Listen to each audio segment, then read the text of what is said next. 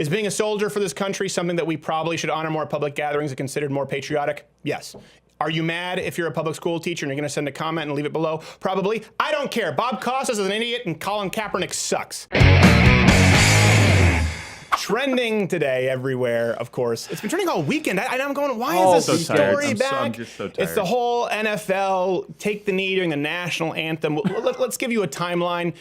First, here's a clip so you know what's happened. Good weekend. It was a fiery one for the NFL after those Friday night comments from President Trump, where he called on NFL owners to fire players who take a knee in protest during the national anthem. And the players, well, they united on the field Sunday. More than 100 knelt, and others stood arm in arm with their teammates.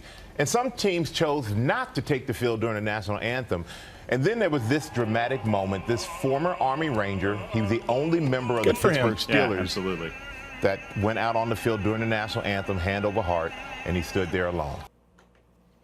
Isn't it odd that it's touching to us that one person stood during the national anthem? Yeah, that warms my heart. It used to be everybody. As a matter of fact, it used to be everyone not named Colin Kaepernick. Is this a free speech issue or is this being an ass issue? I think that people have the right to kneel during the national anthem, of course. Listen, it's not a First Amendment issue, but I also think that business owners, that the owners of teams, coaches, should have the right to tell you to hit the bricks. Yep, that's absolutely. what I think. 100%. So, okay, this began with Kaepernick sitting during the anthem. It was August 14th, and 20th, 2006. It seems forever ago. That was right after, I don't know if you remember this, right after Corn Gaines. That's a couple days after. Yeah, right after Corn Gaines. Remember that one? That was the most recent. Really quickly. That was what pushed him over the edge. Yeah, once the tape revealed, they were saying, now Corn Gaines, how could she possibly be holding a baby in a shotgun? Remember that was the Twitter trend? And then they saw like, oh, video. Oh, she actually is holding a baby in a shotgun. She's saying, you fight the asses! You go fight the cops! They're gonna try to kill you! And the cop's like, hey, buddy, we're not trying to kill you. We're just trying to help you. You fight the asses!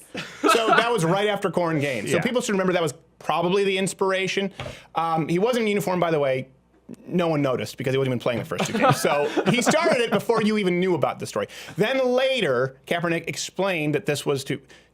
Here is his explanation. Ultimately, it's to bring awareness and make people, realize what's really going on in this country. There are a lot of things that are going on that are unjust, people aren't being held accountable for. And Xerxes grew hair. Needs to change. That's something that, this country stands for: freedom, liberty, justice for all. And it's not happening for all right now. Okay, so this is what happened, and then in September, the virtue signaling, it just exploded. Everyone from lesbian soccer games to high school bands started kneeling during the national anthem. So it was gone for a while. I was You were gonna say. I was incredibly frustrated because I'm okay with people protesting, but I am not okay with people being whipped up into a frenzy about something that wasn't worth protesting. It's based on a lie. It is based on a lie. Exactly on a lie. Don't shoot was a lie. Tamir Rice, we talked about it on the show, said, hey, it looks bad until we saw the video. That was a lie. Corn Gaines was a lie. We've done this video on Black Lives Matter, which, by the way, is demonetized and actually in restricted mode on YouTube. Why not? It was based on lie after lie after lie, and it's based on a statistical lie. That if you're a black kid, you're more likely to be shot. If you go out, it's just none of it is true. Dude, people have a hard time separating that too. It's like no one's saying you don't have the right to march in the streets and march on Capitol, and make signs and flags and do what you want. But when it's based on a lie, it's annoying. Tension dried up until what happened recently. Why is it back in the news? Here's why. Kaepernick was looked over for the draft to his terrible performance. He's ranked 23 in NFL for accuracy. Oops. How's that, Gerald? You played football. Not very good. Not so good. Yeah. And he's a terrible leader in the locker room, and he was pretty easy to beat. And you know what? Here's the thing, too. That's important. People saying, well, just 23, there are other people who are ranked lower. But you know what? I also think that a team has the right to say, hey, that guy's toxic for the locker room. Yeah. That guy is not only not about the country, he won't stand for the anthem of the country. How do we know he has any respect or loyalty for the team jersey? I don't really want him on my team. Not because he's ethnically Xerxes looking semi-biracial, possibly Iranian. I don't know.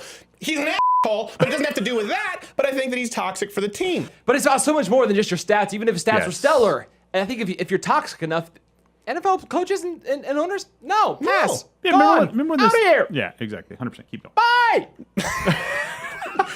What happened? Sean King, good old Sean King, resident white black guy in chief, called for a boycott of the NFL until Kaepernick was signed.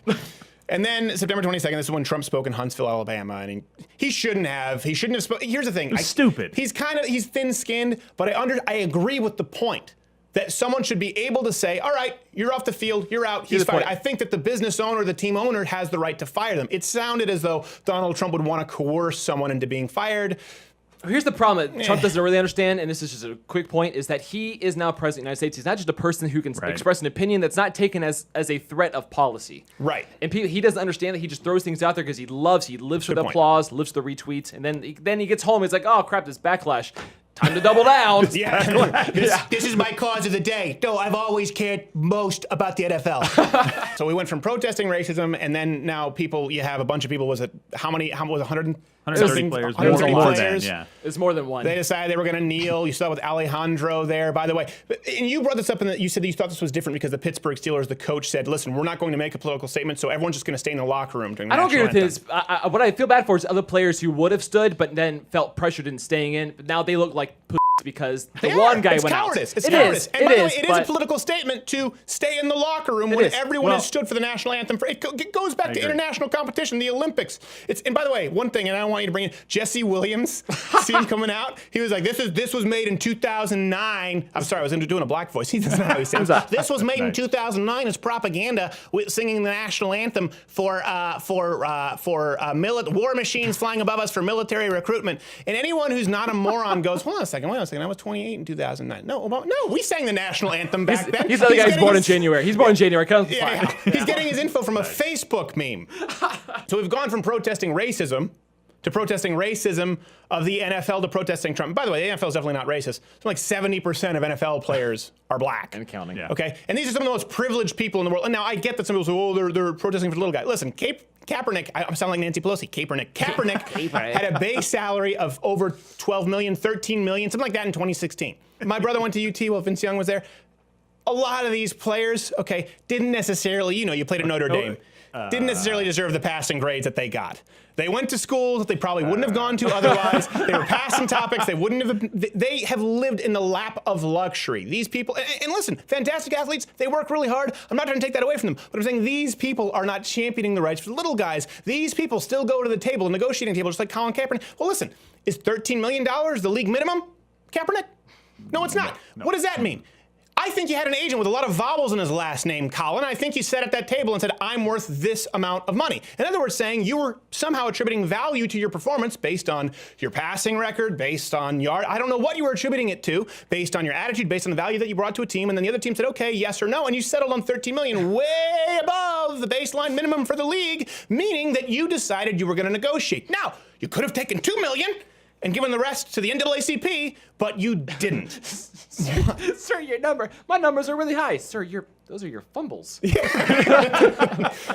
high though, it's a big number. Oh, you mean my shuttle run? No, we don't. And interceptions? And what happens is when it's convenient, these people, they decide to politicize it. All of a sudden, it's their cause du jour. And this is the issue with it. Football, ESPN, Variety, GQ, Esquire, we've talked about this. It is the politicization of everything while acting as though it's not. You want proof? Let me give you proof. CNN, I actually read this weekend. They have, I don't know if you call it like a column. It's something that happens every single weekend. And it's called What Happened This Week in Anything But Politics. So it's called In Anything But Politics. And they make sure to even under the header to say what happened that's not political. In Anything But Politics is what it's called. What was the first thing they listed? Politics, diversity at the Emmys. This isn't anything but politics. And the left, and you see this is what they say, right? It's not political. Kneeling at the national anthem? Yes, it is. Diversity at the Emmys. Well, what? Don't you support diversity at the Emmys? No, I support people running the best shows getting awards at the Emmys. So what they do is they try and separate. That's politics, right? This is micro politics. This is congressional. This is 42nd district. This is Bill 402. And this is just a social movement. What, are you against the social movement for change? It's all politics. The left has turned everything into politics, and people are sick of it. Also, okay, talking about God Bless America to troops coming out, sticking his oar in, and it's Bob Costas. I stand every time I'm in the ballpark, no matter what it is, I stand. And I certainly respect the military person they bring out there. But there's never a school teacher. There's never a social worker. Patriotism comes in many forms. Okay. Every single society since the beginning of mankind has valued their warriors, has valued people who've gone to preserve their society.